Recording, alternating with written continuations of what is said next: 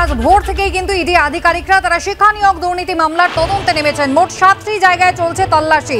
যাদের নাম একেবারে শুরুর দিকে এসেছিল সেই মিডলম্যান প্রসন্ন কুমার, প্রদীপ সিং সহ আরো বেশ কয়েকজন সহযোগী যারা ছিলেন প্রসন্ন কুমার রায়ের, তাদের বাড়িতে এবং অফিসে চলছে এই তল্লাশি। ইতিমধ্যেই প্রসন্ন কুমার রায়ের হদিশ কিন্তু তারা পেয়েছেন তার আইডিয়াল ভিলায়, যেখানে প্রসন্ন কুমার রায় রয়েছেন সেখানে কিন্তু ইতিমধ্যেই ইডি আধিকারিকদের জিজ্ঞাসাবাদের মুখোমুখি তারা হয়েছেন। তার পাশাপাশি নতুন করে এক মিডলম্যানের হদিশও ইতিমধ্যেই মিলেছে। রোহিত ঝা, তার বাড়িতেও পৌঁছে গিয়েছেন ইডির আধিকারিকরা। ইতিমধ্যেই সমালোচনা ঝড় উঠতে শুরু করেছে রাজনৈতিক মহলে। বিজেপি সাংসদ দিলীপ ঘোষ তিনি কি বলছেন ইডির এই তৎপরতা নিয়ে শুনুন।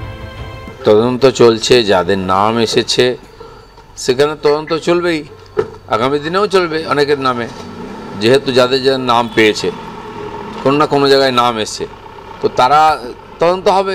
তাদের কাছে যদি তথ্য পায় তাহলে আইনি ব্যবস্থা হবে, কিংবা তারা জানাবে যে কী ঘটনা তারা আদৌ জানে কিনা।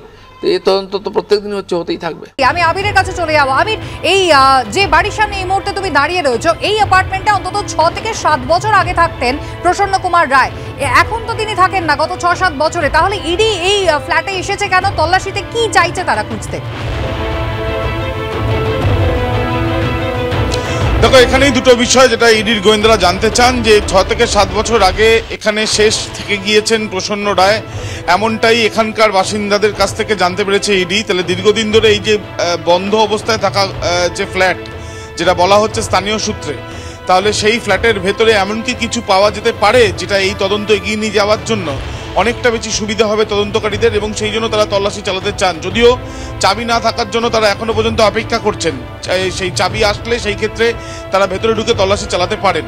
দ্বিতীয়ত, প্রসন্ন রায় যাকে সিবিআই গ্রেপ্তার করেছিল এবং এই শিক্ষক নিয়োগ দুর্নীতি মামলায় সেই তদন্তে তার বিরুদ্ধে তথ্য প্রমাণ পেয়েছিল সিবিআই, এবং সেখানে তারা বারবার করে জানিয়েছে যে মিডলম্যান হিসাবে কিভাবে অযোগ্যদের চাকরি পাইয়ে দিতে টাকার বিনিময় একেবারে সামনের সারিতে দাঁড়িয়ে সে যথেষ্ট অগ্রসর হয়েছিল বা যথেষ্টভাবে কাজ করছিল, এবং বেশ কিছু প্রভাবশালীরা তার মাধ্যমে লাভবান হতে পারে এমন সন্দেহ প্রকাশ করা হয়েছিল সিবিআইয়ের তরফ থেকে। এবং এই ক্ষেত্রে যেটা আমরা জানতে পাচ্ছি যে প্রসন্ন রায়ের আরও একটি বাড়িতে যেখানে গেছে তল্লাশি করতে যাওয়া হয়েছে, সেখানে জিজ্ঞাসাবাদের প্রক্রিয়া তারা শুরু করেছেন। কিন্তু যেখানে আমরা দাঁড়িয়ে রয়েছি বলাকার এই যে অ্যাপার্টমেন্ট, সেই অ্যাপার্টমেন্টে কিন্তু তাকে এখনো পর্যন্ত পাওয়া যায়নি, এবং সেখানে দরজা খুলে ভেতরে তল্লাশি অভিযান শুরু করা হয়নি। এবং এই বলাকা অ্যাপার্টমেন্টের কাছেই এখানেই প্রদীপ সিং এরও ফ্ল্যাট রয়েছে, সেখানে প্রদীপ সিং উপস্থিত নেই, সেখানে কিন্তু তল্লাশি অভিযান চলছে এমনটাই জানা যাচ্ছে। একেবারে আবির, ধন্যবাদ। ব্রতদীপ, তোমাকেও ধন্যবাদ। ইডির তৎপরতা ইতিমধ্যেই শুরু হয়েছে, সেই ছবি আপনাদের প্রত্যেক মুহূর্তে দেখাবো।